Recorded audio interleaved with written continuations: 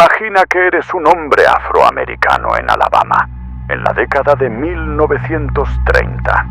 El país atraviesa la Gran Depresión, el hambre es cotidiana y la desconfianza hacia las autoridades es parte de la vida diaria. Las promesas del gobierno rara vez se cumplen para los hombres de tu comunidad. Y un día llegan unos médicos blancos con autos del gobierno, con batas limpias y palabras amables. Te ofrecen atención médica gratuita, transporte, comidas calientes e incluso cubrir los gastos de tu funeral si mueres. Dicen que tienes mala sangre, pero no te preocupes, ellos te ayudarán. ¿Aceptarías? ¿Confiarías en ellos? Así comenzó uno de los episodios más oscuros en la historia médica de los Estados Unidos. El estudio de sífilis de Tuskegee. Todo comenzó en 1932, cuando el Servicio de Salud Pública de los Estados Unidos, junto con el Instituto Tuskegee, lanzó un proyecto de investigación en el condado de Macon, Alabama, una zona rural y profundamente empobrecida, habitada casi en su totalidad por afroamericanos. La sífilis, una enfermedad de transmisión sexual, era un problema grave de salud pública en ese tiempo. No existía aún un tratamiento eficaz y los científicos querían observar cómo progresaba la enfermedad sin intervención médica. El estudio fue concebido inicialmente como un proyecto de 6 meses, pero acabaría extendiéndose por 4 décadas. Su nombre completo era Estudio de la sífilis no tratada en el hombre negro. El objetivo, según los documentos oficiales, era comprender los efectos de la sífilis en el cuerpo humano, desde la infección hasta la muerte. Pero lo que empezó como un proyecto médico, pronto se convirtió en un experimento de crueldad sistemática. Los investigadores reclutaron a 600 hombres afroamericanos. De ellos, 399 estaban infectados con sífilis y 201 no.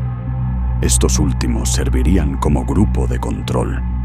Los participantes eran agricultores, obreros, hombres sin estudios, muchos de ellos analfabetos.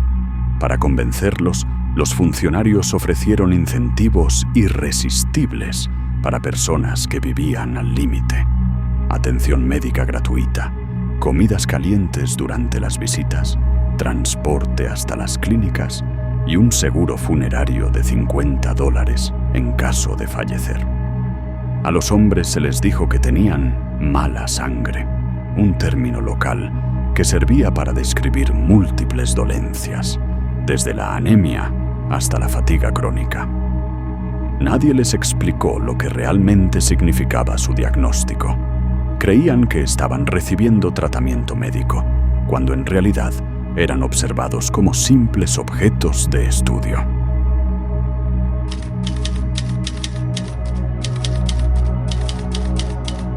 El experimento consistía en seguir la evolución natural de la sífilis, sin aplicar tratamiento alguno. A los participantes se les practicaban análisis de sangre, radiografías, exámenes físicos y, en algunos casos, punciones lumbares extremadamente dolorosas. Los investigadores les decían que esas punciones eran tratamientos especiales o procedimientos curativos, cuando en realidad eran solo herramientas diagnósticas para estudiar los efectos de la enfermedad en el sistema nervioso. Durante años, los hombres siguieron acudiendo fielmente a las visitas. Confiaban en los médicos, creían que estaban siendo curados, pero nada más lejos de la verdad. No recibieron medicinas, sino placebos, tónicos, vitaminas, aspirinas.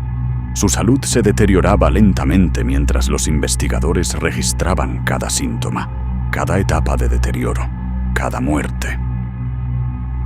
En 1947, algo cambió el curso de la historia médica. La penicilina se convirtió en el tratamiento estándar y efectivo para la sífilis. era un medicamento que podía curar por completo la infección. Y, sin embargo, los investigadores del estudio de Tuskegee decidieron no administrarla. Ni siquiera informaron a los participantes de su existencia. ¿Por qué? Porque, según ellos, necesitaban completar las observaciones y comprobar el curso natural de la enfermedad hasta la muerte. Incluso cuando hospitales locales comenzaron a ofrecer penicilina gratuitamente, los médicos del PHS enviaron cartas a los centros médicos para pedir que no trataran a los hombres del estudio. La prioridad no era la salud de los pacientes, era la ciencia, o, mejor dicho, una versión distorsionada y deshumanizada de la ciencia. Estás en un hospital estadounidense en plena década de 1940. La Segunda Guerra Mundial acaba de terminar. El mundo celebra la victoria, pero en los laboratorios del gobierno norteamericano, algo mucho más oscuro acaba de comenzar.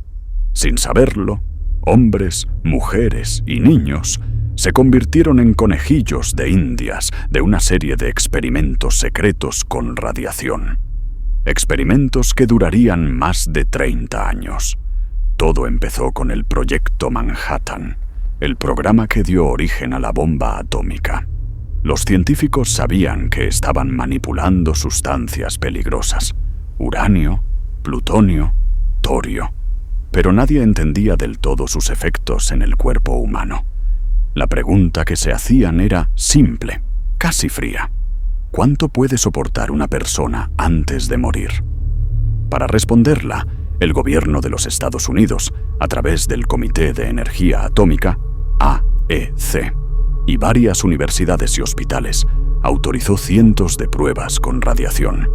El objetivo oficial: proteger a los trabajadores y comprender los efectos médicos. Pero la forma en que se llevó a cabo rozaba lo inhumano. En 1945, apenas semanas después de los bombardeos de Hiroshima y Nagasaki, comenzó la primera fase: inyecciones de plutonio. En hospitales de ciudades como Rochester, Chicago, San Francisco y Oak Ridge, al menos 18 personas fueron inyectadas con dosis radiactivas sin su consentimiento. A muchos se les dijo que recibían tratamiento experimental para mejorar su salud. En realidad, estaban siendo envenenados lentamente. Una de las víctimas fue Ebb Kate, un trabajador negro de 53 años que sufrió un accidente automovilístico en Oak Ridge. Mientras estaba hospitalizado, le inyectaron plutonio 239 sin su conocimiento. Días después, los médicos extrajeron fragmentos de hueso y dientes para medir la radiación acumulada. Cade sobrevivió, pero fue vigilado en secreto hasta su muerte. Y él fue solo uno de muchos. Pacientes con enfermedades terminales, prisioneros, embarazadas, niños discapacitados e incluso recién nacidos fueron utilizados en más de 400 experimentos documentados. En el hospital de la Universidad de Cincinnati, por ejemplo, entre 1960 y 1971, más de 80 pacientes con cáncer recibieron altas dosis de radiación total del cuerpo, muchas veces sin saber que formaban parte de un estudio. Algunos murieron semanas después, otros sufrieron efectos secundarios devastadores. En Massachusetts, entre 1946 y 1953, se alimentó a niños de la escuela estatal de Fernald con cereales y leche, contaminados con trazas de uranio y hierro radiactivo. La empresa detrás del experimento era nada menos que Quaker Oats, que trabajaba junto al MIT para evaluar la absorción de minerales en el cuerpo humano. Los niños eran huérfanos o con discapacidad intelectual, y se les decía que formaban parte de un club de ciencia. En Nashville, A mujeres embarazadas se les administró una sustancia llamada hierro radiactivo para estudiar cómo el cuerpo materno procesaba el metal. Ninguna fue advertida de los riesgos para sus bebés. Muchos de esos niños nacieron con graves malformaciones o murieron poco después del parto. Durante los años 50, mientras la Guerra Fría escalaba, la paranoia nuclear creció con ella. Los científicos querían saber qué ocurriría si un ataque atómico afectaba a grandes poblaciones. Así nacieron las llamadas pruebas ambientales, donde comunidades enteras fueron expuestas a pequeñas dosis de radiación sin saberlo. En un experimento de 1953, el ejército liberó partículas radiactivas en zonas rurales de Utah y Nevada para estudiar su dispersión tras explosiones nucleares. Familias enteras desarrollaron cáncer años después, sin imaginar por qué. Todo esto fue posible gracias al secretismo de la época. Los documentos se clasificaban, los nombres se borraban y los resultados se archivaban bajo sellos del Departamento de Energía o Defensa. Los médicos y científicos involucrados justificaban sus acciones bajo un argumento que hoy resulta aterrador: por el bien de la ciencia y la seguridad nacional. No fue hasta la década de 1970 que la verdad comenzó a salir a la luz. Periodistas y comités del Congreso descubrieron que cientos de ciudadanos estadounidenses habían sido utilizados como cobayas humanas.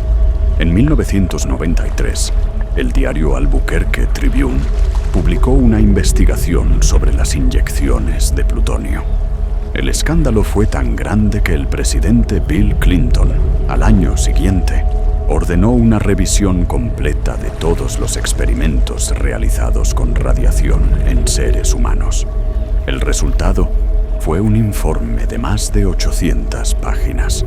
El documento reveló que el gobierno había actuado sin ética, sin consentimiento informado y, en muchos casos, con desprecio total por la vida humana. Clinton pidió disculpas públicas a las víctimas y sus familias, reconociendo que el gobierno había fallado en proteger a su propio pueblo. Pero las heridas ya estaban abiertas. Muchos de los afectados habían muerto décadas antes y otros vivían con secuelas irreversibles. Estos experimentos cambiaron la historia de la bioética. Se convirtieron en una advertencia para el mundo entero y llevaron a la creación de normas más estrictas sobre la investigación médica. Hoy, cada vez que un científico solicita permiso para experimentar con seres humanos, debe pasar por un comité ético que garantice consentimiento, transparencia y respeto. Todo eso nació del horror de Tuskegee y también del silencio radiactivo de los laboratorios estadounidenses. Pero más allá de los protocolos y los informes, queda una pregunta sin respuesta.